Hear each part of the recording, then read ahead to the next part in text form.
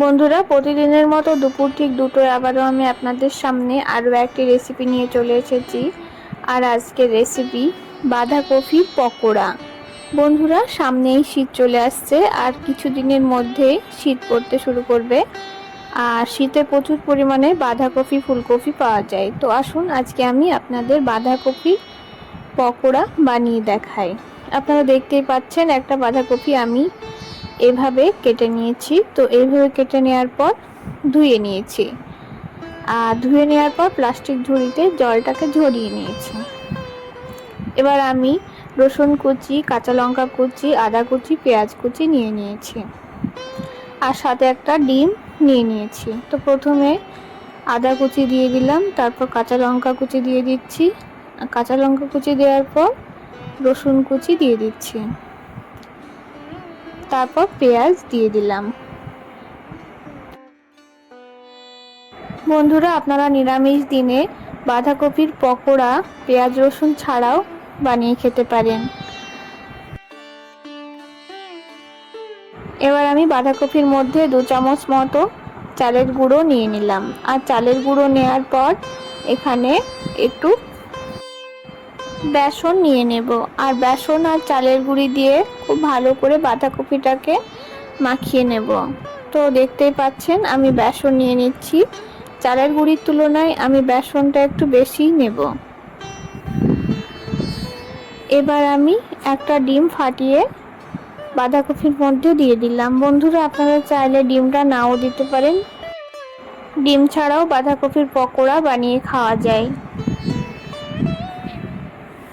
ডিম দেওয়ার পর আমি বাঁধাকপির মধ্যে 1 চামচের বেশি একটু লবণ দিয়ে দিলাম। লবণ দেওয়ার পর ভাজা মশলার গুঁড়ো 1 চামচ মতো দিয়ে দিলাম।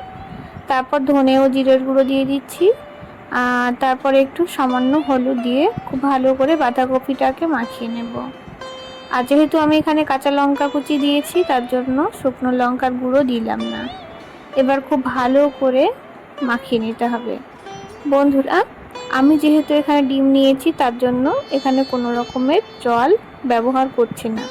আপনারা ডিম ছাড়া যখন বাঁধাকপির পকোড়া বানাবেন, তখন একটু জল দিয়ে এইভাবে মাখিয়ে নেবেন। আর আপনারা দেখতেই পাচ্ছেন পেঁয়াজি যেভাবে ভাজা হয় সেইভাবে আমি বেসন দিয়ে খুব ভালো করে মাখিয়ে নিচ্ছি।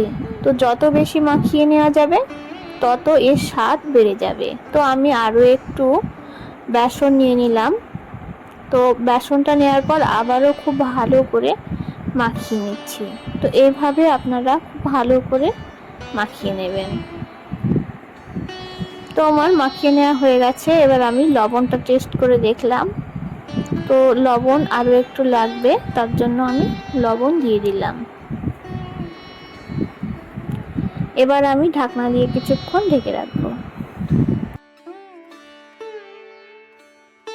বন্ধুরা, আমি 15 মিনিট মতো ঢাকনা দিয়ে ঢেকে রেখেছিলাম। এবার গ্যাসের চুলায় একটা কড়াই বসিয়ে দিয়েছি। কড়াইতে প্রথমে সাদা তেল দিয়ে দিচ্ছি।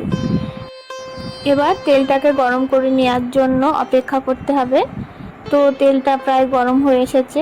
তো আমি একটু বাঁধাকপির পকোড়া ছেড়ে দেখে নিচ্ছি তেলটা গরম হয়েছে কিনা। তো দেখতেই পাচ্ছেন তেলটা গরম হয়ে গেছে, আর বুদবুদ আকারে একটা বায়ু উপরে উঠে আসছে, তার মানে তেলটা গরম হয়ে গেছে।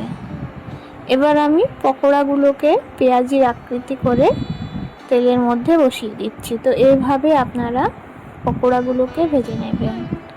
আর বাঁধাকপির তো অনেক রকম রেসিপি আপনারা বানিয়ে খেয়েছেন, বাঁধাকপির ঝাল, ঘন্ট, ভাজা। তো এইরকম একবার বাঁধাকপির পকোড়া বানিয়ে খাবেন। আর এটা সন্ধ্যার চা এবং ভাত ও ডালের সঙ্গে খেতে অসাধারণ লাগে। আর বাঁধাকপি যে জীবনে খেতে চায় না, সে এইরকম বাঁধাকপির পকোড়া যদি খায় তো বারবার খাবে। বন্ধুরা, আমার কথা যদি আপনাদের বিশ্বাস না হয়, আপনারা বাড়িতে একবার হলেও বানিয়ে খাবেন। আর খেতে কেমন হয়েছে অবশ্যই কমেন্টে জানাবেন। আপনাদের একটা কমেন্টের জন্য অপেক্ষায় রইলাম। তো বন্ধুরা, আমি বাঁধাকপির পকোড়াগুলো এদিকে ভাজতে থাকি। ততক্ষণ ভিডিওটি আপনারা স্কিপ না করে ভিডিওটি শেষ পর্যন্ত দেখতে থাকুন। এবং আমার চ্যানেলটিকে সাবস্ক্রাইব করে অল নোটিফিকেশনটাকে অন করে রাখুন, যাতে করে আমি নতুন যে ভিডিওগুলো আপলোড দিব সবার আগে আপনার কাছে পৌঁছে যায়।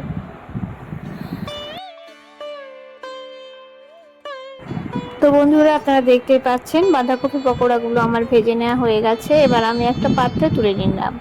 তো এইভাবে পরপর আমি বাঁধাকপির পকোড়াগুলোকে ভেজে নেব।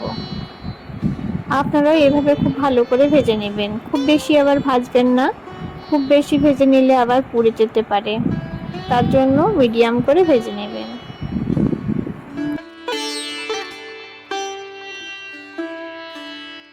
বন্ধুরা, আপনারা যদি ভাতের সঙ্গে এই বাঁধাকপির পকোড়ার ডাল দিয়ে খান তো খেতে অসাধারণ লাগে। আর এটা থাকলে কোনো কিছু প্রয়োজনই হবে না, আপনারা এমনিতেই খেয়ে ফেলতে পারবেন।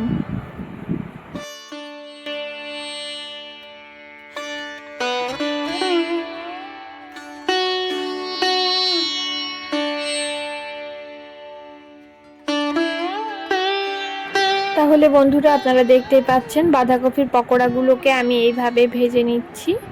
তো এইভাবে আপনারা সমস্ত বাঁধাকপির পকোড়াগুলোকে ভেজে নেবেন।